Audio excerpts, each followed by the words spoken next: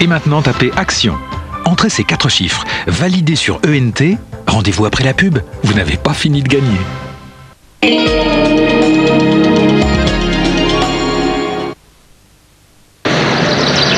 Allez papa, à gauche. À droite. À droite. Ah bah pour une fois on est d'accord. Par là. Mais non, à gauche. Mais non, maintenant c'est à droite. C'est par là. Allez, demi-tour à droite. Mais non, c'est à Par là. gauche. À gauche papa. Non, à droite. Bon d'accord, à gauche. Et pourquoi pas par là? Résolument tout terrain, le nouveau Discovery peut vous emmener n'importe où, à condition de se mettre d'accord. Et pourquoi pas par là? Non, on y est déjà allé. Jusqu'au 31 mai 94, Land Rover vous offre une garantie 3 ans gratuite sur votre Discovery 2. J'aimerais vous parler d'une petite révolution. Mon verre. Le 2AI. Ce verre est très mince et probablement l'un des plus légers au monde.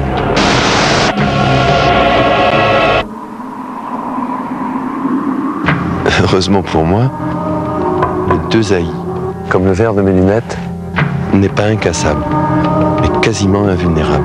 Quant à son prix, au maximum, c'est 700 francs la paire pour les adultes et 400 francs pour les enfants. Depuis des milliers d'années, les volcans d'Auvergne bercent l'enfance de la Terre. Ils enrichissent chaque jour l'eau de Volvic des plus précieux éléments de cette jeunesse, les oligo-éléments, pour que chacun d'entre vous puisse mettre sa jeunesse en éveil. Volvic, un volcan s'éteint, un être s'éveille. Oligodent aux oligo-éléments, naturellement revitalisant, naturellement tonique, naturellement efficace pour la blancheur de vos dents. Vous aussi, découvrez tous les bienfaits des oligo-éléments. Du 5 au 20 mars, votre pharmacien et Oligodent vous remboursent Oligodent. Pour tout savoir, téléphonez au 30 89 30 89. Oligodent naturellement. Pour vous parler du camembert Le Petit, nous sommes allés dans le village d'origine du camembert. Je suis exploitant agricole, producteur de lait à camembert. Et ça fait 45 ans que j'habite ici et je suis le maire du pays.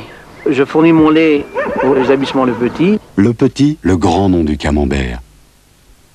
Quand un cadre travaille, il dispose de tous les moyens modernes pour gagner du temps. Aujourd'hui, quand il pense emploi, c'est pareil. Il consulte 3617 Cadre Emploi, ses offres d'emploi détaillées, ses nombreux services et la candidatech. 3617 Cadre Emploi. On cherche plus vite, on trouve plus vite.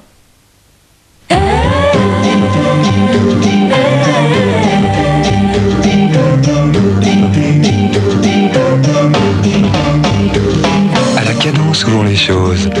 Demain, vous prendrez l'avion pour aller danser. Air Inter, pourquoi vivre sans elle?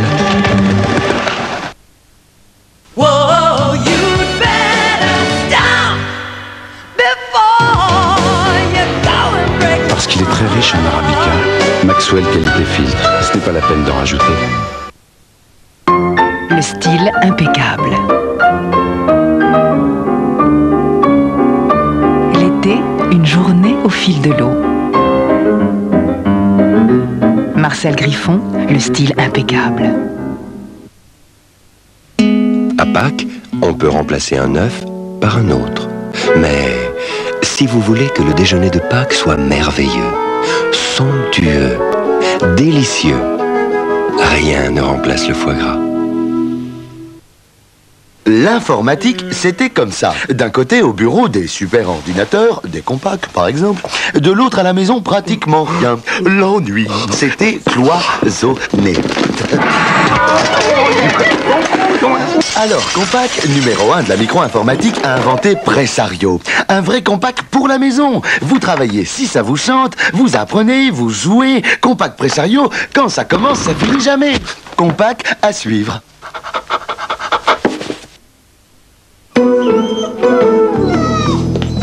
Mais qu'est-ce qui t'arrive, toi?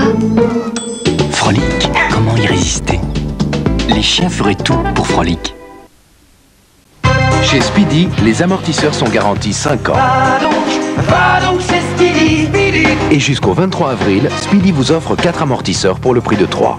Speedy, votre meilleure garantie. De Roscoff ou de Saint-Malo, l'Irlande, c'est plus près avec Brittany Ferries. Allez-y en voiture. Brittany Ferries, pour recevoir la brochure 36 68 28 38. Fenêtre, véranda, pourquoi se laisser mettre en boîte? Avec nous, les aluminiers agréés Tecnal, votre horizon va changer. Une véranda Tecnal, c'est la lumière et l'espace qui vit. Une fenêtre Tecnal, c'est le confort et la beauté qui durent. Aluminier agréé Tecnal, contactez-nous au 05 27 3 fois. Le beau s'installe pour de bon.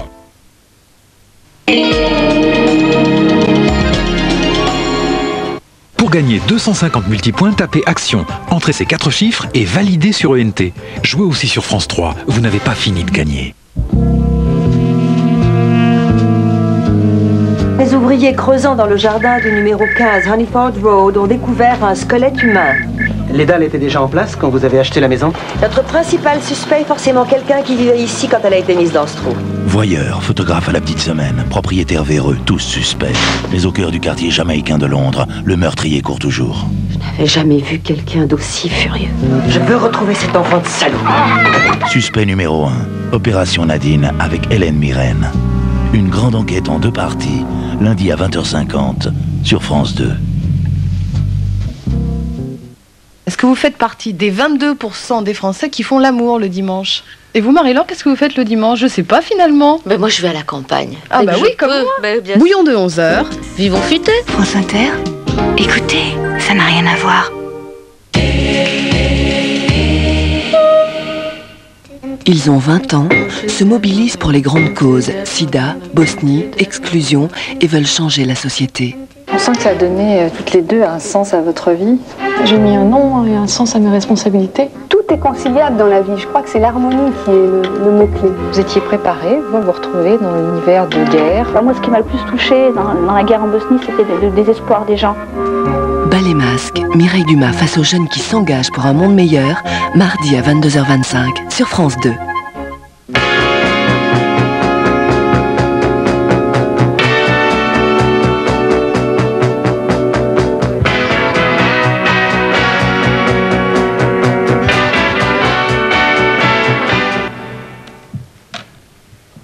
Madame, Monsieur, bonsoir. Dans 30 minutes environ, vous retrouverez Catherine Sellac pour le tout dernier journal. En attendant, nous allons essayer de vous dire l'essentiel sur ce premier tour des cantonales, un premier tour riche d'enseignements politiques, avec les commentaires d'Albert Duroy, d'Arlette Chabot, des reportages de nos envoyés spéciaux en province et le débat avec nos invités Jean-Louis Debray et Jean-Paul Huchon.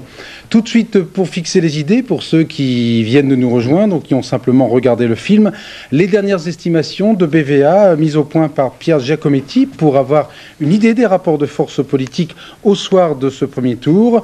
UDF, RPR plus divers droites totalisent 44,2% des voix pour ce premier tour. Socialistes, radicaux de gauche et divers gauche, 29,6% des voix. Le Parti communiste, 11,3%. Le Front National, un petit peu moins, 10 tout rond.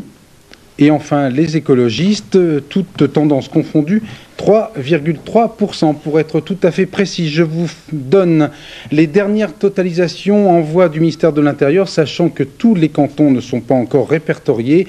Côté gauche, disons modéré, socialistes, radicaux de gauche et divers gauche, le ministère de l'Intérieur arrive à un total de 34,89%, sauf erreur de ma part.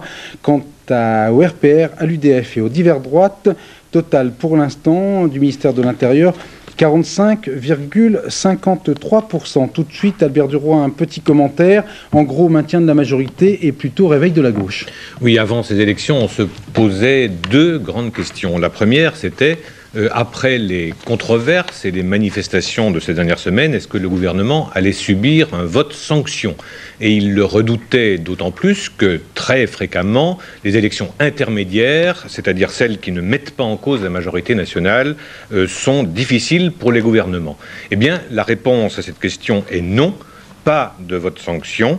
La majorité réalise un score équivalent à celui qui était excellent des législatives de 1993. Un an après son arrivée à l'hôtel Matignon, M.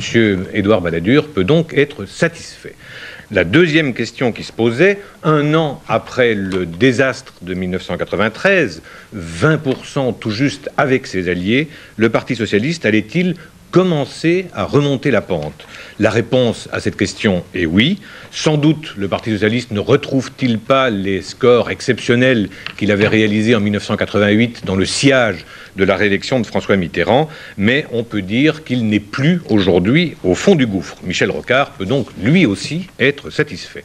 On notera aussi que si les partis de gouvernement ne s'en tirent pas mal, les partis protestataires obtiennent aussi des scores satisfaisants de leur point de vue. Le Parti communiste, par exemple, redépasse la barre des 10%, ce qui est encourageant pour celui qui a succédé à Georges Marchais à la tête du parti. Le Front National sauvegarde l'essentiel de ses positions dans un scrutin qui traditionnellement ne lui est pas favorable. Alors, n'y aurait-il ce soir que des heureux? Non. Les écologistes paient, par exemple, très durement le prix de leur division et de leurs ambiguïtés. Reste une question essentielle. Ces cantonales, qui sont des élections locales, constituent-elles un bon baromètre de la température politique nationale?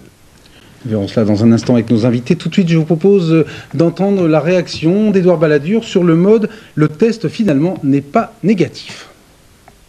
C'est un premier tour qui montre que le mouvement de confiance des Français envers la nouvelle majorité qu'ils ont élue au Parlement il y a un an est un mouvement qui se confirme. On peut même dire qu'il est légèrement supérieur à ce qu'il était il y a un an. Ce qui montre que malgré les difficultés du moment, les Français ont le sentiment que la majorité et le gouvernement font tout ce qui est en leur pouvoir pour redresser le pays. C'est difficile. Peut-être plus difficile encore que ne pouvait le croire, mais nous sommes très encouragés par ce résultat. Vous avez les uns et les autres dit que ce serait un test. C'est pas moi qui l'ai dit, c'est vous. Eh bien, le test est fait. Il me semble qu'il n'est pas défavorable. Voilà, nous débattrons beaucoup plus longuement tout à l'heure. Tout de suite, une réaction très rapide. Jean-Louis Debré, vous n'êtes pas un baladurien farouche, alors je pose une question un petit peu provocatrice. Est-ce que vous n'êtes pas un peu déçu par ce résultat qui conforte le gouvernement? Je suis favorable à la majorité, je suis dans la majorité. C'était un test pour la majorité, c'était un test pour le gouvernement, et ce test a été réussi. Voilà ce que je peux vous dire. Jean-Paul Huchon, pour le Parti socialiste, vous êtes très honnête parce que vous avez déclaré ce soir « Le gouvernement n'est pas entamé ». Oui, le Parti socialiste, lui, a entamé sa remontée. Et c'est ça qui me paraît le plus intéressant et le plus important pour nous. Nous avons fait plus de la moitié du chemin vers nos résultats antérieurs. On a gagné presque 10%. Tous les candidats divers gauche étaient pratiquement tous soutenus par le Parti socialiste. C'est un résultat encourageant. Merci, nous reviendrons bien évidemment à vos commentaires dans quelques instants. Un mot des résultats des personnalités qui étaient en lice pour ce premier tour. Tous les ministres ont été élus, ou réélus, sauf Alain Carignon à Grenoble qui est en ballottage. Il faut dire qu'il y avait peu de têtes d'affiche, comme on dit, en raison de la loi sur le cumul des mandats. La seule grosse surprise ce soir, c'est la défaite d'Antoine Wechter dans sa chère Alsace. Tout de suite, un résumé des résultats des personnalités avec Françoise Laborde et Frédéric Crottat. Alain Madelin, ministre des Entreprises, est élu à Redon en Ille-et-Vilaine avec 57,8% des voix. André Léniel du PS, réélu à Issoudun dans l'Indre avec 53,6% des voix. Philippe Douste-Blazy, UDF, ministre de la Santé, est réélu à Lourdes, 53% des voix. Ballottage défavorable pour la belle-fille du président, Elisabeth Mitterrand, à Nogaro dans le Gers. Jean-Louis Bianco, socialiste, est en ballottage favorable à Digne-Ouest dans les Alpes de Haute-Provence avec 34,5% des voix. Le ministre de l'économie Edmond Alfondéry réélu à Longué-Jumelles en Maine-et-Loire avec 71,5% des voix. Bernard Tapie est en ballottage favorable dans le canton de Marseille 5 avec 43,7% des voix. L'écologiste Antoine Wechter battu dans le Haut-Rhin à R5 avec 11,8% des voix seulement. Maurice Arex, PR, est en ballottage défavorable face au Front National à Toulon. Il obtient 26,6% des voix. Philippe Devilliers, député UDF, réélu à Montaigu en Vendée. L'écologiste Brice Lalonde est en ballottage défavorable à Dinard. Le leader écologiste ne recueille que 17,3% des voix. Jean Puech, ministre de l'Agriculture et de la Pêche, réélu à 78% des voix dans l'Aveyron, dans le canton de Rignac. Robert Rue, le nouveau secrétaire du Parti communiste, est en ballottage à Cormeilles en Parisis. Marcel Rigoux, communiste contestataire, en ballottage à Pierre-Buffière dans la Haute-Vienne. Henri Emmanuelli, socialiste ancien ministre, est élu à Mugron dans les Landes avec 58,5% des voix. Olivier Stirn, ancien ministre, en ballottage favorable, 46,7% des voix, à Vire dans le Calvados. Elisabeth Guigou, ancien ministre des Affaires européennes, est en ballottage défavorable à Avignon-Nord dans le Vaucluse avec 24,7% des voix. Enfin, François Bayrou, réélu à Pau Sud avec 53,5% des voix. Et puis quelques autres résultats. Michel Alliot-Marie est élu dans Saint-Jean-de-Luz. C'était sa première candidature. Réélu Michel Charras dans le Puy-de-Dôme, Anne Dornano à Trouville, Martin Malvy dans le Lot, Ladislas Poniatowski dans l'Eure, Jacques Barrault et Henri Nallet. En revanche, en ballottage, Louis Lepin-Sec, PS dans le Finistère, Marie-France Tirbois, Front National, Alain Carignon, vous l'avez dit, c'est une surprise en ballottage à Grenoble. Ballottage aussi pour Yves Rocher d'Hiver Droite dans le Morbihan et aussi pour Jean-François Poncé, UDF dans le Lot-et-Garonne. Merci Françoise Laborde. Autre surprise, bonne ou mauvaise, ça dépend. Le bon score de Bernard Tapie dans les Bouches-du-Rhône, c'est la première fois qu'il était candidat à une élection cantonale et il a laissé entendre dès 20h dans le journal de France 2 qu'il avait de grandes chances d'être candidat à la mairie de Marseille. Reportage Patrice Velay.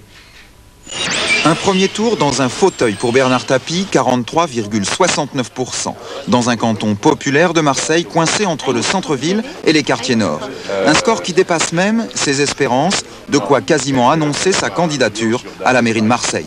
Est-ce que ça vous encourage pour les élections municipales qui sont quand même l'enjeu le plus important à Marseille? Si j'étais pas encouragé avec 44% au premier tour contre tous les autres... Ça veut dire que vous êtes candidat ce soir à la mairie de Marseille? Ça veut dire qu'il y a de grandes chances que je sois candidat.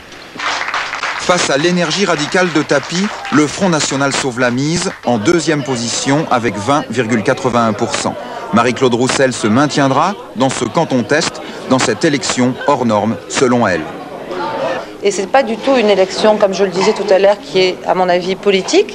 C'est une élection qui est beaucoup plus sentimentale, c'est-à-dire que pour les gens, Bernard Tapie, c'est l'OM. Ce qui veut dire aussi que les municipales pourraient être une élection sentimentale? C'est très possible aussi, vous savez, on peut voter en ayant un projet politique et puis on peut voter aussi simplement avec le cœur, ça peut arriver. Du cœur, le PC en aura bien besoin. Son sortant n'arrive qu'en troisième position, 19,68%, derrière Tapie, derrière le Front. Et déjà son candidat Jean Dufour parle de reconquête, mais pour d'autres échéances. Bon, être réélu, je pense que je le serai un jour, car la politique, ça va, ça vient, et je me place, mais pas simplement moi tout seul ce soir, mais c'était le sentiment autour de moi. Nous plaçons dans la reconquête d'un siège qui, effectivement, est important pour les communistes et au-delà tous les démocrates marseillais. Élection à une inconnue pour dimanche prochain. Le PC sera-t-il présent? Imposera-t-il une triangulaire à Bernard Tapie? Mais sa décision ne sera que symbolique. Tapie. Nous retrouvons tout de suite en direct de Marseille notre envoyé spécial, Roland Sicard. Roland, bonsoir. Il semble que le MRG ait enregistré de bons résultats sur l'ensemble des Bouches-du-Rhône. Y aurait-il un effet Tapie? Je crois que vous avez raison. Ce qui est spectaculaire ici à Marseille, c'est que le phénomène Tapie va plus loin que le simple cas de Bernard Tapie. En effet, si le patron de l'OM paraît a de bonnes chances de l'emporter au second tour, eh bien, sur 7 des 12 cantons marseillais qui étaient ce soir renouvelables, eh bien, dans 7 de ces cantons, le MRG apparaît comme en tête de la gauche non communiste, avec, dans certains cas, de bonnes chances de l'emporter, là encore, au second tour. Des résultats qui donc donnent ce soir au patron de l'OM des ailes, des résultats qui lui donnent beaucoup d'espoir, d'autant que le MRG ici n'était pas vraiment connu à Marseille. Les candidats qui ce soir paraissent en bonne place à Marseille, eh bien, il faut bien le dire, peu de gens les connaissaient à Marseille avant ce scrutin. Donc des résultats qui donnent des ailes à Bernard Tapie et beaucoup de soucis à deux hommes, le maire actuel de Marseille, Robert Vigouroux, et puis le patron de la droite marseillaise, Jean-Claude Gaudin. Merci beaucoup Roland Sicard. Nous passons au département voisin, département particulièrement chaud, le Var. Son président, le président du Conseil général, Maurice Arex, qui se présente lui-même comme le parrain politique de ce département, semble en ballottage très délicat. Avec 26% des voix, il est en effet dépassé par la candidate du Front National qui a 28%. Reportage Thierry Curté. Oui, ben oui, ça vote mieux que ce qu'on aurait pu craindre. Maurice Arex ne le dira pas, mais c'est justement cette participation en nette hausse, plus de 10% dans son canton, qu'il craignait. Non seulement il est en net recul par rapport à 88, mais la mobilisation a profité à la candidate Front National, c'est donc bien un vote sanction. 28% pour Éliane Delabrosse, 26% pour Maurice Arex. Je pense que je perds 4 à 5 points. C'est dû incontestablement, vous le comprenez, à, je dirais, la campagne médiatique qui m'a été imposée, qui m'a été désastreuse et puis diffamatoire, qui m'a fait beaucoup de mal, ainsi qu'à l'entreprise déstabilisation manifeste qui également que j'ai subie. Dès les résultats du premier bureau de vote, on avait compris. Alors que Maurice Arex avait réalisé plus de 50% des voix en 88, il allait être devancé cette fois-ci. Phénomène accentué par le nombre de bulletins blancs ou nuls, 4%, beaucoup comportant des commentaires. Le Front National estime que ce vote marque la fin d'un système. Du coup, je marque le nom. En fait, les gens sont fatigués de 40 ans d'arexisme. C'est le début, c'est le commencement de la fin d'un parrain. Le Parti socialiste retrouve à peu près son niveau de 1988 ici dans le Var, mais il ne pourra arbitrer ce duel au second tour. Il me semble que tous ceux qui se prévalaient de l'autorité de la majorité départementale, en tout cas, sont atteints. Le Parti socialiste ne donnera pas de consigne de vote pour le second tour. Du coup, il est bien difficile d'établir un pronostic fiable, tant la politique varoise est depuis un mois complètement déstabilisée. Avant de revenir en province avec des reportages de nos envoyés spéciaux, je vous propose tout de suite d'entendre les réactions des principaux dirigeants des partis politiques, réactions sans grande surprise. Chacun met bien sûr en avant ses propres motifs de satisfaction. La carte politique de la France est en train de se simplifier. Il y a d'un côté une majorité confirmée par les électeurs et d'autre part un certain regroupement autour des candidats du Parti socialiste. Nous faisons sensiblement mieux qu'en 1988. Le PS progresse optiquement. Pourquoi? Parce que les écologistes s'effondrent. Il y a donc une sorte de redistribution des cartes à gauche, mais un grand sujet de satisfaction pour les formations politiques de la majorité et pour le gouvernement. Les Français ont commencé à exprimer leur mécontentement devant la politique de M. Balladur. Désormais, l'important est de poursuivre le rassemblement pour le deuxième tour, mais d'ores et déjà, je crois pouvoir dire que la droite a mangé son pain blanc et que la gauche, elle, a fini de manger son pain noir. Il y a pour la première fois depuis de nombreuses années un meilleur résultat du Parti communiste qui dépasse les 10% de suffrages. Je crois que c'est important. Certes, il n'obtient pas le résultat de 88, mais il me semble que ce chiffre est très important. Il est devant le Front National, ça me semble important. Tous les résultats que j'ai montrent un recul de la majorité, une petite progression du Parti socialiste, une petite reprise du Parti communiste et une victoire du Front National, une écrasante défaite des Verts. En ce qui concerne les écologistes, c'est un bon résultat. N'oubliez pas que nous sommes présents dans une circonscription sur 2, donc c'est un score qu'il faut multiplier par 2. Ça marque en fait une stabilité dans une élection qui est difficile pour les écologistes. C'est un scrutin plutôt pour des notables et donc ça marque un enracinement. Je suis donc satisfait, moi, de ce score. Ça veut dire que progressivement, les écologistes sont présents dans chaque commune, dans chaque canton, où ils doivent se rendre utiles. Dans les états-majors politiques, on examine à la loupe ce soir les résultats d'un certain nombre de départements tests. Il faudra bien sûr attendre le second tour, voire l'élection du président du Conseil général l'autre semaine, pour savoir si ces départements basculent de la droite à la gauche et inversement. Exemple, le département de Côte-d'Armor, actuellement contrôlé par le socialiste Charles Josselin, est très très convoité par l'actuelle majorité. Reportage Jacques Deveau. La gauche a mieux résisté que prévu dans les Côtes-d'Armor. Certes, elle perd un siège dès le premier tour, mais elle se trouve en bonne position pour ravir 3 sièges au second tour à la droite. Cette dernière, de son côté, pouvant espérer conquérir un autre canton. 2 sièges de perdus pour 3 de gagnés, si le deuxième tour confirme ses résultats. On comprend que Charles Josselin soit plutôt confiant. La qualité du bilan que nous présentions, le fait que notre équipe soit soudée, la qualité des candidats, et bien évidemment aussi un contexte national probablement moins favorable à la droite. Tout ceci explique un résultat qui, ce soir, c'est vrai, me satisfait. La droite doit gagner 3 sièges pour prendre la majorité au Conseil général. Un est déjà acquis et on se montre là aussi satisfait. Vous croyez que c'est encore jouable pour le deuxième tour? Nous le pensons. Il y a encore un taux d'abstention assez important. Je pense que la gauche a mobilisé tel premier tour dans un contexte national difficile, mais nous gardons l'optimisme. Seul département breton dirigé par la gauche, les Côtes-d'Armor ont connu un raz-de-marée de la droite aux dernières législatives qui a remporté 4 sièges sur 5. Cette fois, le duel est plus serré et Charles Josselin pourra peut-être réaffirmer l'exception costarmoricaine. Autre département en balance, ce soir la Nièvre, département emblématique pour les socialistes puisque c'est le fief de François Mitterrand depuis maintenant près de 30 ans. Le deuxième tour s'annonce très très serré. Commentaire Ariane Buissou. La Nièvre mitterrandienne n'a pas dit son dernier mot. Elle n'est pas perdue, assurait cet après-midi le président de la République, venu voter en son fief de Château-Chinon. Au soir du premier tour, on constate que la bonne participation des électeurs nivernais a permis à la gauche de conserver 2 de ses cantons, dont le canton de Château-Chinon, la droite conservant dès le premier tour un de ses cantons. À gauche, ballottage favorable pour le président socialiste sortant du Conseil général, M. Bernard Bardin, tandis qu'à droite, Mme Simone Rignot, députée RPR depuis mars 1993, est en ballottage défavorable face aux socialistes sortants. Dans les autres cantons, la gauche et la droite sont au coude à coude et au second tour, la clé sera sans doute dans le report des voix à gauche. La bataille de la Nièvre sera très serrée. Situation inverse dans le Nord qui a basculé à droite en 92. La gauche ne s'est pas encore remise de ce traumatisme politique. Alors, un renversement de tendance est-il possible dimanche prochain? Réponse avec Nathalie Dolé et Alban Mikosi. Dans le nord de la France, ce premier tour des cantonales donne à tous et à chacun des raisons de se réjouir. Tout compte fait et refait, c'est la stabilité pour le Parti communiste qui garde ses places fortes dans le bassin minier. Bilan assez rose aussi pour le Parti socialiste qui cesse de baisser, obtenant même de bons résultats dans le Pas-de-Calais. Pour ce qui concerne le Parti socialiste, il y a quelques mois, moi-même, je disais il y a un frémissement. Maintenant, je dis il y a redressement. Les socialistes sont dans la voie du redressement. Alors, c'est à eux maintenant d'affiner leur discours, de se rassembler, d'être volontaires et de continuer dans la voie de ces relations. À droite, les bulletins dépouillés ont confirmé les gains entrepris ici depuis 5 ans.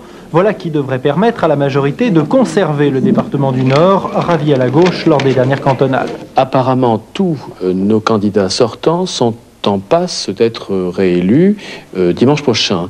En outre, nous sommes en mesure vraisemblablement de gagner 2 ou 3 cantons. Donc le bilan sera vraisemblablement positif. En fait, le seul coup d'éclat de ce premier tour est à mettre à l'actif du très controversé maire d'Aumont, Joël Villemotte, d'hiver droite, qui a fait campagne sur des thèmes proches du Front National et qui en recueille aujourd'hui les fruits. Avant de commencer le débat avec nos 2 invités, la tradition d'une soirée électorale, bien sûr, le commentaire à chaud du ministre de l'Intérieur, Charles Pasqua. La participation s'établit à 62%. Les suffrages exprimés à 59%, soit 7 970 000 voix. La majorité recueille 3 638 000 voix, soit 45,7%. La gauche, l'ensemble de la gauche recueille 3 284 000 voix, soit 41,2%, dont 10,7% au Parti communiste et 22,7% au Parti socialiste. Les écologistes recueillent 250 000 voix, soit 3%. Le Front National, en ce qui le concerne, recueille 725 000 voix, soit un peu plus de 9%. Sur 1641 cantons, 564 conseillers généraux sont élus ou réélus dès le premier tour. 400 appartiennent à la majorité. 101 sont socialistes, 38 d'hiver gauche, 20 communistes. Ces élections cantonales démontrent, un an après les élections législatives de mars 1983, que la majorité conforte ses positions et que les gains du Parti socialiste se font essentiellement au détriment des écologistes. Il y a comme une sorte d'exercice imposé au soir des élections législatives, c'est que chacun se dit content, et nos deux invités, Albert Duroy ce soir, RPR, Jean-Louis Debré, socialiste Jean-Paul Huchon, ne font pas exception. Oui, alors Jean-Louis Debré, tout à l'heure, Michel Rocard avait le sentiment que le gouvernement avait mangé son pain blanc. Écoutez, depuis que nous sommes élus et depuis que le gouvernement est en place, le Parti socialiste n'arrête pas de nous expliquer que nous avons mangé notre pain blanc. La campagne s'était ouverte, c'était une campagne essentiellement locale. Je suis conseiller général du canton de Nonancourt dans l'Eure et je voyais bien, je n'étais pas renouvelable, que mes collègues faisaient campagne sur des thèmes locaux, sur le conseil général. Et puis tout d'un coup, la gauche est partie sur sanctionnons le gouvernement, sanctionnons la majorité, faisons un test. Elle a placé l'élection sur un terrain politique. Or, sur ce terrain politique, je constate simplement qu'il n'y a eu ni désaveu, ni leçon donnée à la majorité, que sur les plus de 100 députés RPR-UDF qui se présentaient, la grande majorité est soit réélue, soit se trouve en ballottage favorable, et que le RPR, l'UDF et les divers droites ont fait un score qui montre bien que le gouvernement et sa majorité continuent, un an après les législatives, à bénéficier de l'adhésion des Français. Mais est-ce que vous voulez dire, si c'est un scrutin local, qu'il ne faudrait pas trop vite en tirer des conséquences nationales? Tout à fait. Moi, je suis partisan, et je le dis depuis longtemps, de mettre chaque élection à son niveau. C'était d'abord une élection locale, avec des personnalités locales, et je me réjouis d'ailleurs que 61% des Français soient allés voter, parce que c'est le renforcement du rôle et de la place du département dans la nation. Mais les socialistes ont voulu nous tirer sur un terrain politique, et ils ont fait de cette élection, qui devait être une élection locale, un test politique. Et effectivement, ils sont arrivés à la démonstration de ce soir. Les Français leur ont dit, et vous ont dit, messieurs les socialistes, eh bien, vous n'avez pas réussi à faire croire que nous gouvernions mal depuis un an. Oui, alors justement, Jean-Paul Huchon, ce n'est pas un vote sanction pour le gouvernement. Donc la campagne nationale faite par le PS n'a pas convaincu.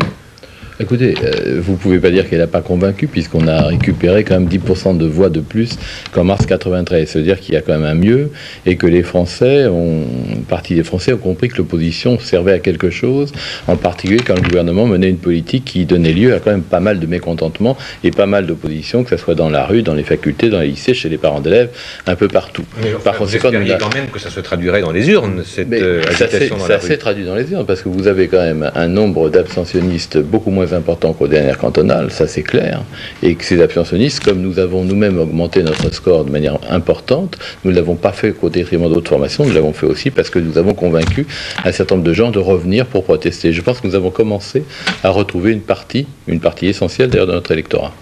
Oui, je voudrais ajouter un mot si vous permettez. Quand on regarde les résultats du Parti socialiste, on constate que ce sont plutôt les divers gauches qui vous font progresser plutôt que le Parti socialiste. Comme moi, les divers droites chez vous représentent plus de tiers. Changeons pas. Plus de tiers. Mais attendez, on va prendre les résultats de la majorité. 14% pour le RPR, 16% pour l'UDF, 14% pour les divers droites. Il faut les compter aussi. Je constate. Nous parlons de la gauche. On parlera de la droite après si vous voulez. Mais permettez-moi de dire un mot. J'en ai parlé, j'ai plus besoin d'en parler maintenant. Eh bien, je vous remercie. Et permettez-moi simplement de dire un mot. Je constate simplement que le Parti socialiste en tant que tel, et que les candidats se réclament du Parti socialiste, ne bénéficient pas de la satisfaction des Français. Et les chiffres. Mais je les prends. Le Parti socialiste, en mars 93, a fait 17%. Aujourd'hui, il est compté par M. Pasqua. J'écoute les chiffres attentivement. À 22,5 ou 23%. On a donc gagné. En ce qui concerne les divers gauches... Vous êtes content. Vous êtes satisfait. Les divers gauches, c'était des gens qu'on soutenait nous-mêmes. C'était nos candidats. Vous savez... Et c'est la preuve que le Parti socialiste est capable de sortir un peu de son ghetto et de s'élargir et de s'épanouir un petit peu. Vous n'êtes pas conseiller général et vous ne savez pas comment ça se passe. Je suis adjoint au maire et j'ai un conseiller général tout à fait près de moi. Vous ne savez pas comment ça se passe dans un canton. Tout à fait. Et je crois que vous vous trompez. Je crois que les gens voient les partis et les hommes. Eh bien, lorsque un candidat s'est présenté avec l'étiquette du Parti socialiste, il n'a pas reçu l'accueil des électeurs. Il a reçu beaucoup plus de voix qu'en mars 93, et moi, ça me paraît quand même important. Attendez, il faut comparer ce qui est comparable, Monsieur Huchon. Oui. Et il ne faut pas tromper les électeurs, ni tromper les Français, comparé avec les élections de 88. Et j'ajoute que ce n'a pas été dit dans le commentaire, c'est qu'il y a une tradition en France, les élections cantonales ne sont jamais favorables pour le parti qui soutient le gouvernement. Et c'est faux. Or, si, non, c'est pas faux. Prenez 88, ils ont été très favorables aux socialistes. C'est juste après la présidentielle. C'est juste après la présidentielle. Il faut mettre l'exception, mais si vous prenez l'histoire politique française, vous constaterez que ce que je viens de dire n'est pas faux. Par conséquent, c'est la première fois où un parti au gouvernement, ou des partis soutenant le gouvernement, affrontaient les suffrages des électeurs, alors qu'il n'y avait pas d'enjeu politique essentiel. Or, malgré cela, les Français ont montré qu'ils nous faisaient confiance et qu'ils nous soutenaient. C'est très bien. Jean-Louis Debré, est-ce que vous ne craignez pas justement que ce globalement bon résultat pour la majorité ne rende un petit peu sourd le Premier ministre à vos avertissements? Non. Ou à vos pics? Non, je crois. Ou à vos demandes de correction? D'abord, ne pavoisons pas. Hein, c'est une élection à 2 tours. Il faut donc continuer. Il ne faut pas pavoiser. Parfaitement. Elle n'est pas faite. Elle n'est pas parfaitement. Et je crois que ma responsabilité est de dire à nos électrices et nos électeurs de continuer à se mobiliser et de transformer l'essai dimanche prochain. Néanmoins, le premier tour montre bien que nous sommes sur la bonne voie. Et je crois que la majorité est diverse. Continuons ainsi, continuons à soutenir le gouvernement et continuons, nous, à faire passer au gouvernement le message que nous entendons dans nos cantons et dans nos circonscriptions. J'aimerais que vous ne tailliez pas argument du fait que la majorité est diverse pour critiquer le fait que la gauche est aussi diverse. Et qu'aujourd'hui, ce qui m'intéresse dans ce résultat, c'est que le rapport de force au sein du pays a commencé d'évoluer et que nous commençons à retrouver des scores un peu plus normaux. Il reste beaucoup de chemin à faire, nous n'avons pas terminé notre travail, mais les Français ont commencé à nous entendre. Dernière question, je voudrais vous demander, puisque les européennes c'est pour bientôt, dans 2-3 mois, à quel étiage estimez-vous maintenant le minimum indispensable de la liste socialiste qui sera amenée par Michel Rocard? Je vous fais à la fois la réponse officielle et ma réponse de conviction. Il faut que nous obtenions au moins 20%, et je crois que nous sommes maintenant, avec ces résultats, bien partis pour les obtenir. Merci beaucoup, messieurs. Je vous propose tout de suite, parce que des élections, c'est avant tout des résultats, de retrouver Françoise Laborde qui va nous faire part d'un certain nombre de résultats de la région parisienne. C'est très intéressant parce qu'il semble y avoir une relative forte poussée du Front National. Tout à fait. D'abord des résultats partiels, car vous le savez, un certain nombre de bureaux de vote fermés à 20h. Alors, la poussée du Front National, elle a été particulièrement marquée dans la région de Dreux, où Marie-France Tirbois est en ballottage, mais un ballottage favorable, avec 43% des voix. En revanche, en Seine-Saint-Denis, à Saint-Denis-Nord-Est, le conseiller sortant Maurice Souchère du Parti communiste est en ballottage défavorable, devancé par un divers gauche. Ballottage très serré aussi pour Serge Dassault du RPR. Ballottage également pour Franck Borotra dans les Yvelines à Vélizy-Villa-Coublé. Et puis ballottage défavorable pour Gilles Catoire du Parti socialiste à Clichy. Région parisienne encore avec un ballottage pour Véronique Neyertz, ancien ministre, qui se présente donc à Bondy-Nord-Ouest. Et puis aussi ballottage pour Christine Boutin, qui était une proche de Raymond Barre, à Rambouillet. Voilà pour les premiers résultats, pas tout à fait complets, que nous avons pour l'instant sur la région parisienne, avec, vous l'avez dit, en effet, une poussée assez importante du Front National. Merci François. J'ajoute ce résultat. Hula, ancienne porte-parole des prostituées, a obtenu moins de 3% dans la Haute-Loire. Elle est donc éliminée. Encore une femme battue, dirait Jean-Luc Manot. Pour vous remercier de votre patience et de votre fidélité, ce dernier reportage en forme de clin d'œil, ce reportage de Gilles Marinet sur un candidat qui s'est présenté dans 3 cantons différents en Lot-et-Garonne, et il paraît que c'est tout à fait licite. Tournon, 4e, c'est du délire. Arrête. 4e sur 7, oui. C'est fou. 7,50. Anne Carpentier et son compagnon n'en reviennent pas. Le parti d'en rire, c'était au départ une bonne blague lancée au cours d'un repas, mais les résultats sont là. Le parti d'en rire a fait tilt auprès des électeurs dans les 3 cantons où il présentait une seule et même personne. Oui, on peut se présenter dans absolument tous les cantons que l'on veut en France, sans être obligatoirement résident. Il suffit d'être éligible. On choisit simplement son nombre de cantons. Dans les 3 circonscriptions où elle se présentait, Anne Carpentier a obtenu respectivement 7%, 7,5% et surtout 13% des suffrages dans le fief du président du Conseil général et ancien ministre, Jean-François Poncet. Héritier de Coluche, le parti d'en rire remplit, selon sa fondatrice, un rôle de fusible social en détournant des votes extrémistes. Tous les institutionnels de la politique nous gonflent comme pas mal de Français. Je pense qu'ils nous irritent à l'extrême. Mais quand même, parmi eux, il y a des gens qui sont beaucoup plus dangereux. C'est-à-dire qui? Pour ne pas nommer le Front National quand même. Et je pense que cette façon de faire fusible à la façon de Coluche ou d'une autre façon, ben, ça nous fait plaisir parce que ça détourne les tentations extrêmes de se porter sur ces tendances-là. Vous avez l'air particulièrement réjoui, oui. Mais oui, mais bien sûr. Je suis la génitrice.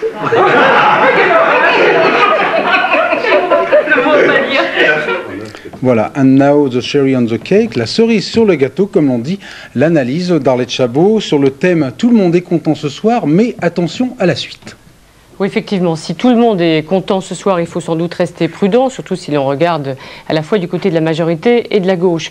Alors c'est vrai que la majorité confirme et conforte ses positions acquises il y a un an, qu'il n'y a pas de vote sanction contre le gouvernement. Monsieur Balladur peut être tranquille, du côté de Jacques Chirac, on devrait être silencieux.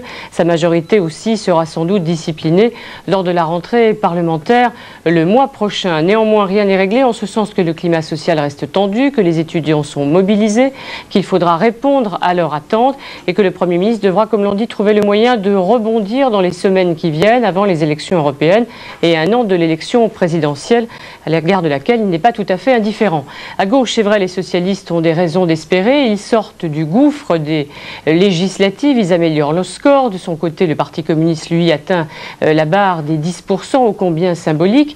Mais eh bien, il faudra faire mieux dans les semaines qui viennent, notamment dimanche prochain. D'abord, les socialistes devront conserver un certain nombre de départements menacés. Et puis Michel Rocard lui-même devra confirmer cette évolution lorsqu'il conduira la liste du PS aux élections européennes. Je dirais ce soir qu'on a l'impression qu'on revient un petit peu à la normale, au rapport des forces normales, c'est-à-dire assez serré entre la gauche et la droite dans ce pays, un rapport de force qui avait été faussé par les mauvais scores du PS ces dernières années. On verra donc si dimanche prochain, cette évolution, ce retour à la normale se confirme.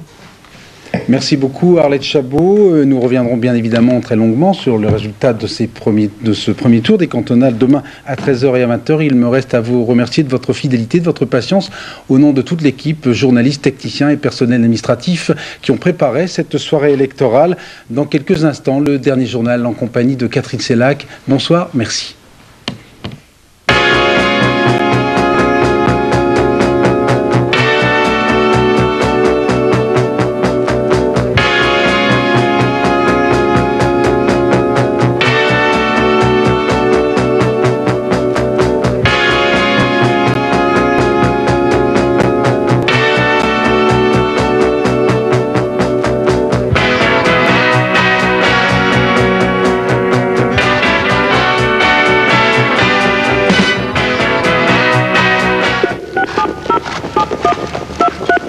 France de course, tout savoir sur les courses, 36 70 71 23. Tout de suite, après le journal de la nuit, le cercle de minuit, présenté par Michel Field.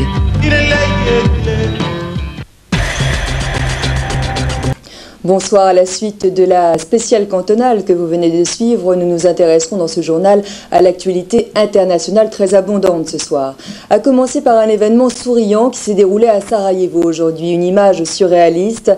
Alors qu'il y a peu de temps, ses habitants se terraient, aujourd'hui ils étaient 20 000 à crier leur joie d'être rassemblés dans le stade olympique de la ville pour assister à un match de football entre l'équipe bosniaque et les casques bleus. Les Serbes s'étaient engagés à ne pas tirer. C'est le symbole d'une paix retrouvée. Cécile Barnier.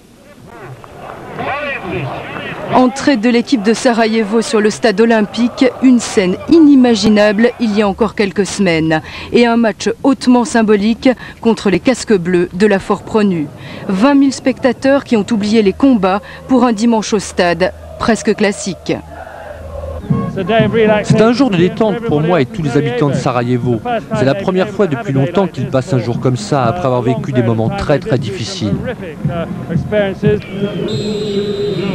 Personne n'avait joué ici depuis 2 ans, depuis mars 92, avant la guerre. Les supporters les plus actifs ont retrouvé leur place, tout en haut des tribunes, là où l'ambiance est chaude. Ils se sont peints le visage rouge et or aux couleurs de la ville, comme avant la guerre.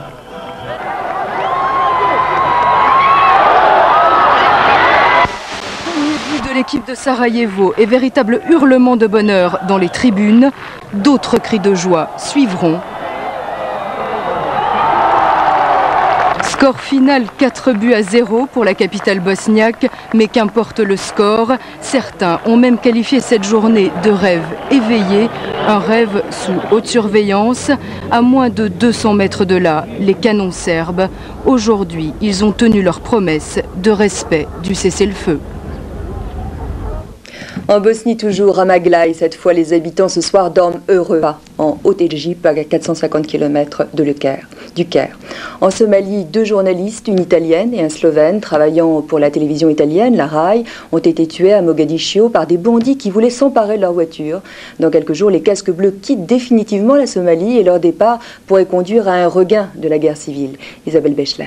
En Irlande du Nord, l'IRA a abattu un hélicoptère militaire sur une base de l'armée à Crossmaglen, faisant 4 blessés. C'est un obus de mortier qui a touché l'appareil. Et après les attentats à Disro, l'armée républicaine prouve avec cet acte qu'elle atteint sa cible quand elle le veut. À Londres, notre correspondant permanent, Christian Marimonneau. Un tir de mortier a touché un hélicoptère de l'armée britannique, comme celui-ci, à 300 mètres d'altitude. Le pilote a réussi à atterrir en catastrophe sur la base de Crossmaglen, à la frontière des 2 Irlandes. Les 3 membres de l'équipage et un policier, tous blessés, ont réussi à quitter l'hélicoptère avant qu'il n'explose. La base se trouve dans un fief catholique. En tirant sur un hélicoptère, il aurait pu tomber sur les maisons. C'était un acte de folie absolue. L'IRA a prouvé qu'elle avait les moyens de faire exploser des obus de mortier quand elle le voulait. La semaine dernière, 3 attaques ont visé l'aéroport de Londres Heathrow sans faire de victimes, aucun des obus de mortier n'ayant explosé. C'est l'attaque la plus spectaculaire depuis la décision commune britannique et irlandaise du 15 décembre dernier de proposer un processus de paix. En Grande-Bretagne, les appels à la répression se multiplient. La police et l'armée britannique étudieraient les méthodes italiennes, c'est-à-dire utiliser la stratégie de la police italienne luttant contre la mafia, briser le mur du silence, arrêter les suspects et obtenir les aveux des repentis. Certains députés protestants estiment que l'IRA a déchiré la proposition de paix et qu'il faut la retirer. L'IRA est prêt à négocier tout de suite et sans condition. Mais le gouvernement en pose une, la fin de la violence. La situation pour l'instant est bloquée. Los Angeles a connu un nouveau tremblement de terre d'une magnitude de 5 à 5,3. En comparaison, celui du 17 janvier était de 6,7 sur l'échelle de Richter et avait fait 61 morts. Cette secousse, qui a duré 30 secondes, s'est produite à 13h20, heure locale, 22h20, heure de Paris. Nous sommes en liaison téléphonique avec Pierre Jovanovic, qui est le correspondant du quotidien de Paris à Los Angeles. Pierre Jovanovic, bonsoir. Qu'est-ce que vous avez ressenti? Quels ont été les effets de cette secousse à Los Angeles? Bonsoir. Écoutez, nous avons été secoués d'une manière très violente cet après-midi. Mais néanmoins, les dommages sont minimes, ce qui est vraiment étonnant. Il n'y a pas de dégâts, il n'y a pas de victimes. Il n'y a absolument pas de victimes. Et pour vous donner une idée, l'autoroute qui se trouve juste au-dessus de l'épicentre n'a même pas bougé. Quelle est la réaction des habitants de Los Angeles face à des secousses comme celle-ci? C'est pas la première. C'est la peur, le fatalisme? Depuis le tremblement de terre du 17 janvier, il y a eu à peu près 5000 répliques, dont 3000 perceptibles, dont celle-ci est l'une des plus fortes. Alors cet après-midi, écoutez, toutes les personnes sont sorties des restaurants, des cinémas, ont attendu et puis sont retournées en fait tranquillement terminer leur repas. Il n'y a pas eu d'affolement. Pour l'instant, la population semble plutôt entraînée après celui du 17 janvier. Depuis 2 mois, on vit bien, si je puis dire, avec les tremblements de terre quotidiens. Bien, oui, parce qu'en en fait, on peut avoir une réplique qui peut monter jusqu'à 6,8. Donc je rappelle, pas de dégâts et évidemment pas de victimes, donc cet après-midi, avec cette secousse d'une magnitude donc, de 5 à 5,3, vous le confirmez? Je confirme, oui, le 5,3. Le dommage structurel est absolument minimal. Il n'y a rien. Il n'y a pas de victimes. Juste quelques autoroutes qui ont eu quelques petites failles, mais il n'y a rien de grave. Il fait beau sur Los Angeles. Absolument. Très bien, merci et bon après-midi. Pour terminer du cinéma avec Le Club de la Chance, c'est un film produit par Oliver Stone d'après le roman d'Amy Tan. Ce film relate les vies croisées de 4 Chinoises exilées aux États-Unis et de leurs filles, devenues des Américaines à part entière, et leurs relations conflictuelles. Le reportage de Nicole Cornu-Langlois et de Philippe Péter.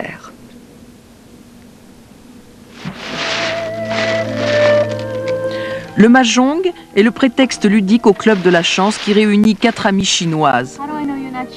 Elles sont installées aux États-Unis depuis 1949 et peuvent ainsi se retrouver, évoquer leur pays mythique. À leur côté, leurs filles, nées aux États-Unis. Entre elles, des conflits de culture. 16 histoires entrelacées conçues par la romancière Amy Tan qui a écrit ce livre pour que sa fille la comprenne. Ces mères sont issues d'une époque où on leur laissait peu de choix dans leur vie. Cela se limitait à leur mariage, à leur lieu de résidence et à leur métier. Leurs filles vivent dans une époque où elles ont trop de choix. Elles ne savent plus quoi décider. Alors, leur mère les regarde avec désespoir. Parce que tout ce dont elles avaient rêvé, les filles l'ont. Et leurs filles sont paumées. Tourné à San Francisco, à Shanghai et dans de magnifiques paysages chinois par un réalisateur qui a lui aussi connu l'itinéraire Asie-Amérique, c'est aussi un film universel sur les rapports mère-fille. Une leçon de vie, un supplément d'âme, c'est l'héritage qu'elles transmettent. I want to understand my mother. I really try. But in so many ways, she's always been a stranger to me. I guess she always will be. L'écrivain, la star vietnamienne, la jeune étudiante ont connu ces conflits. L'Ouest, c'est la liberté, je peux être où je veux, faire ce que je veux, sortir le soir, être expansive, avoir des opinions. Et en même temps, ma culture chinoise m'a appris à être discrète, fermée, secrète. Et j'ai eu un grand combat à livrer entre les deux.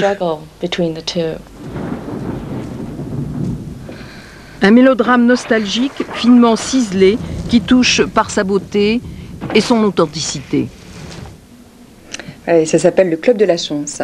Ainsi se termine ce journal. Merci de l'avoir suivi. À 7h50, Gérard Leclerc reviendra bien sûr sur les élections cantonales avec Jean-Pierre Raffarin, qui est le porte-parole de l'UDF et le président du Conseil régional de Poitou-Charentes. Bonne nuit. Vous retrouverez demain à cette même place Philippe Lefebvre.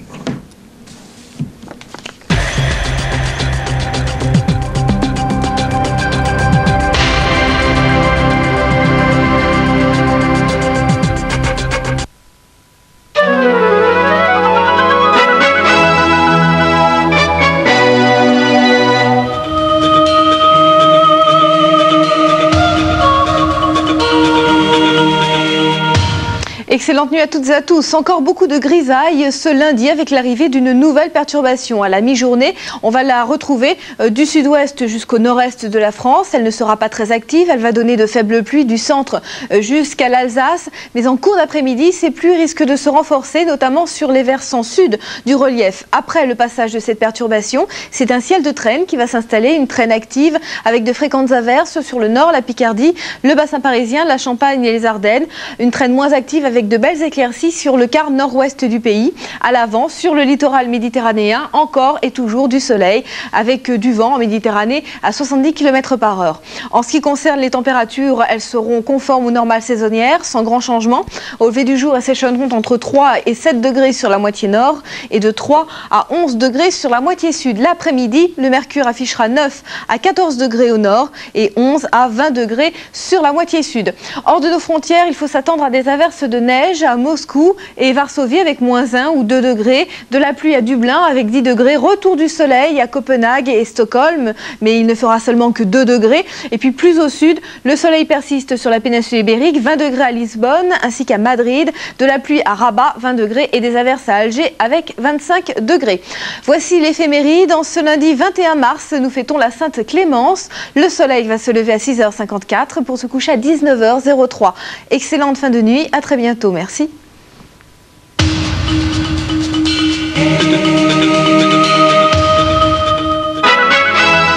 Darty, le contrat de confiance.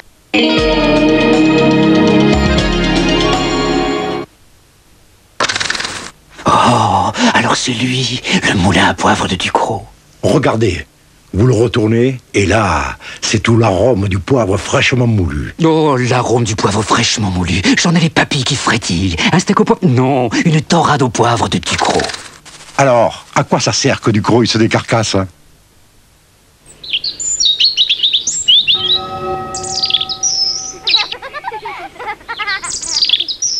D'une nature très généreuse, le Pontiac Transport vous donne ce que d'autres vous vendent.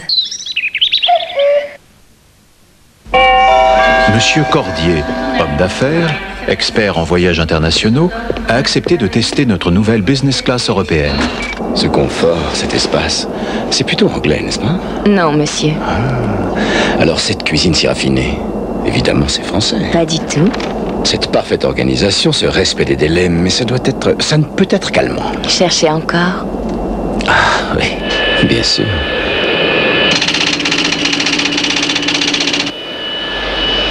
Nouvelle business class européenne Iberia. Essayez-nous, choisissez-nous. Dans un monde en mutation, où vous luttez chaque jour, laissez-vous gagner par la sérénité de Canto Gregoriano. Près de 2 heures de musique à l'état pur. Canto Gregoriano, la paix retrouvée. Gypsy Feeling.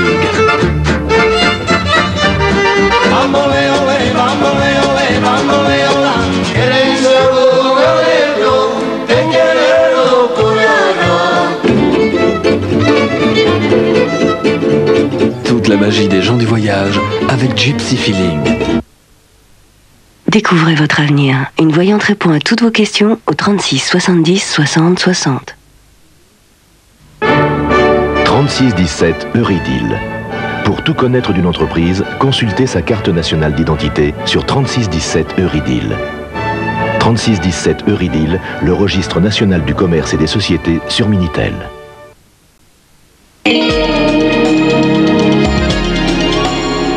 Un crime odieux, inexpliqué.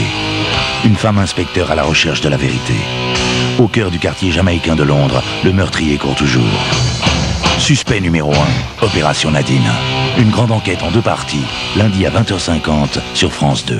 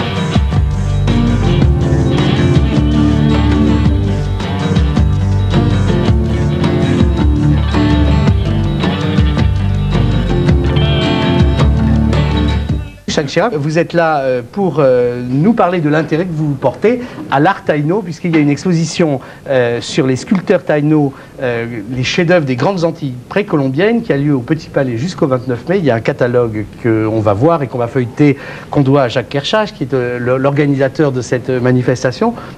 Et avant de rentrer un petit peu dans le détail et l'analyse de ces œuvres, d'où vous vient cet intérêt pour... je sais que vous aimez rappeler la phrase de Malraux qui disait que on ferait mieux de parler d'art primordiaux plutôt que d'art primitif. D'où vous vient cette sorte d'attirance pour ce domaine-là de la culture? Oh, c'est très ancien. C'est depuis que je suis enfant que j'ai été attiré à la fois par les arts de l'Extrême-Orient et par ceux de la période précolombienne. Et comme il y avait beaucoup de monde sur le précolombien, je me suis intéressé en particulier à l'art des Antilles. Et puis... Pourquoi il y avait beaucoup de monde sur le précolombien. Vous vouliez quand même pas être encombré. Oui, ça, le précolombien. J'étais un élève de Jacques Soustel. Mais il y avait beaucoup de monde, effectivement, qui s'intéressait à l'art précolombien. Tandis que sur les Antilles, petites ou grandes, il y avait beaucoup moins de spécialistes. Et avec Jacques Kershach, nous avons pensé qu'il n'était peut-être pas indispensable d'associer la ville de Paris, en tous les cas je ne voulais pas le faire, au 5e centenaire de la découverte du Nouveau Monde, mais qu'en revanche on pourrait peut-être faire quelque chose qui concerne les conséquences que cette découverte avait eues sur les populations qu'il avait subies. C'était un peuple qui n'avait pas d'écriture, qui n'avait pas de structure étatique, qui avait une organisation villageoise, avec à sa tête un chef qui s'appelle le cacique, dont on connaît mal en réalité le fonctionnement, parce qu'il y a peu de témoignages, mais qui avait une... ce n'est pas parce qu'on n'a pas de structure étatique ou d'écriture qu'on n'a pas d'imaginaire, de spiritualité, de culture. Et ces gens avaient de très grands artistes, comme en témoignent les objets qui ont été rassemblés par Jacques Kershach, qui sont les quelques 80 plus beaux objets qui restent de cette civilisation taïno-arawak. On connaît mal leur organisation. On sait qu'ils pratiquaient le jeu de balle de façon très active. Et on en parlera tout à l'heure, oui. Du batté.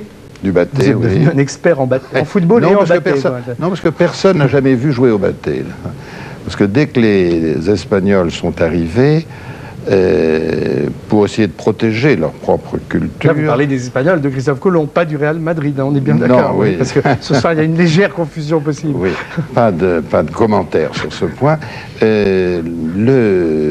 Quand les conquistadors sont arrivés, les Taïnos ont cessé de pratiquer ce qui pour eux était une action tout à fait courante, quotidienne et essentielle, et probablement très spiritualisée, qui à l'origine avait, j'imagine, quelque chose un peu comme le sumo japonais.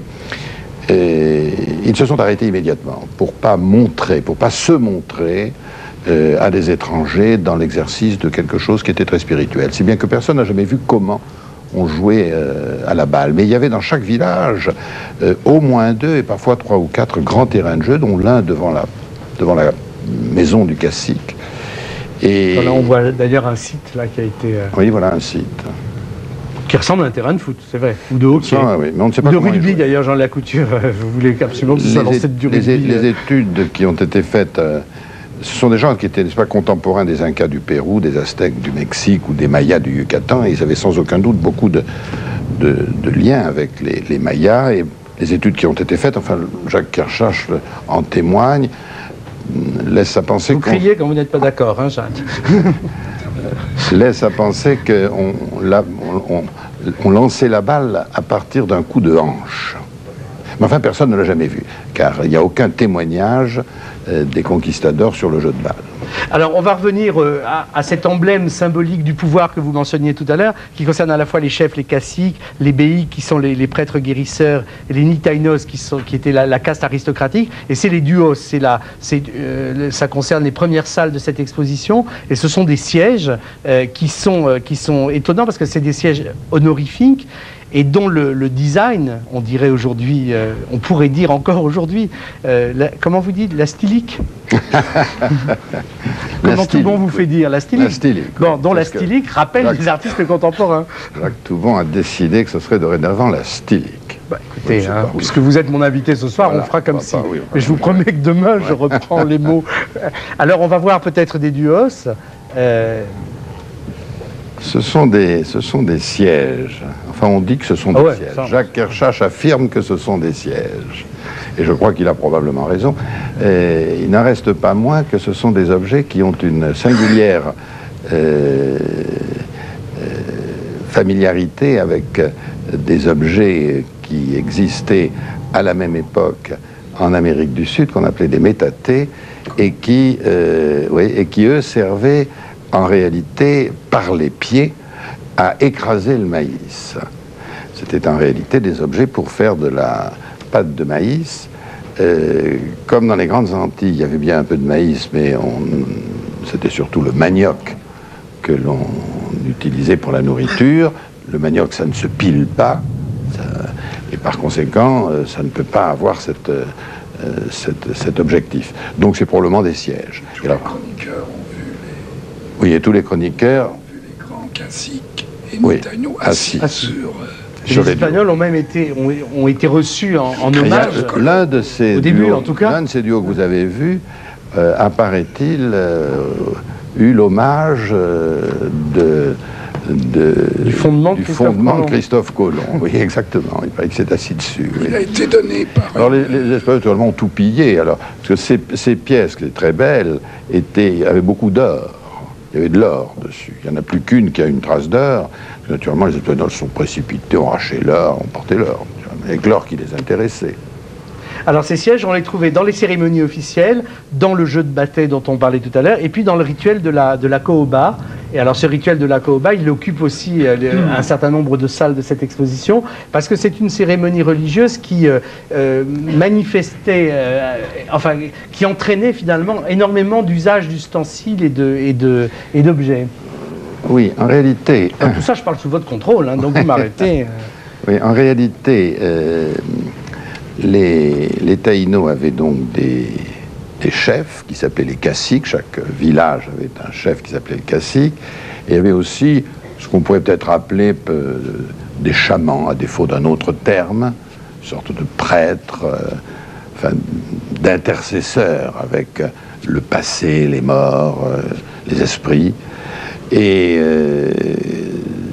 cette intercession se faisait grâce à l'absorption d'une drogue hallucinogène qui était préparée. Donc il y avait des plats spéciaux, des pilons pour préparer cette drogue, qui était réservée aux seuls chamans, aux seuls intercesseurs, et qui, appuyé sur des petits plateaux que l'on voit, inhalait cette drogue, et à partir de cette inhalation avait un contact avec les esprits et pouvait ainsi indiquer au village ce qu'il fallait faire. Dans ces flûtes à inhalation, c'est vraiment des machines à sniffer.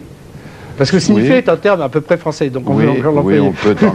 Oui, on peut vous laisser cette tolérance. En voilà, moi j'appellerais ça plutôt un inhalateur. Oui, chacun son trait. Ça fait un peu, oui. Moi je fais dans le classique, n'est-ce pas ? Et alors ça permettait... Mais vous savez, on voit quelque chose de tout à fait étonnant. Tous ces objets sont en réalité ce qu'on appelle des émis, c'est-à-dire à la fois sont des objets qui sont soit simples, soit zoomorphes ou anthropomorphes, et qui ont une double destination. Ce sont à la fois des dieux et les manifestations extérieures de ces dieux, ou de ces esprits. Et chaque fois que l'homme est représenté, et ça c'est très typique de l'art taïno, je crois qu'on ne le retrouve pas ailleurs, en Afrique ni en Amérique, chaque fois que vous les voyez représentés, on voit les côtes et les vertèbres qui sont très fortement marquées et qui indiquent l'effort réalisé au terme de l'inhalation de la drogue pour communiquer avec l'esprit. Voilà, donc l'exposition L'art des sculpteurs taïnos, Grandes Antilles précolombiennes, les chefs-d'œuvre des Grandes Antilles précolombiennes, au Petit Palais jusqu'au 29 mai. Il y a un catalogue absolument magnifique. C'est vrai que c'est une exposition... Qui est la première, je m'excuse de vous interrompre pour terminer, ce catalogue qui est dû à Jacques Kershach est le premier ouvrage qui rassemble à la fois les plus belles pièces et surtout une réflexion sur l'art des Taïnos arawak, qui, je le répète, est une population qui a vécu en réalité de 900 à 1492 dans les Grandes Antilles. Un miroir. Comment on doit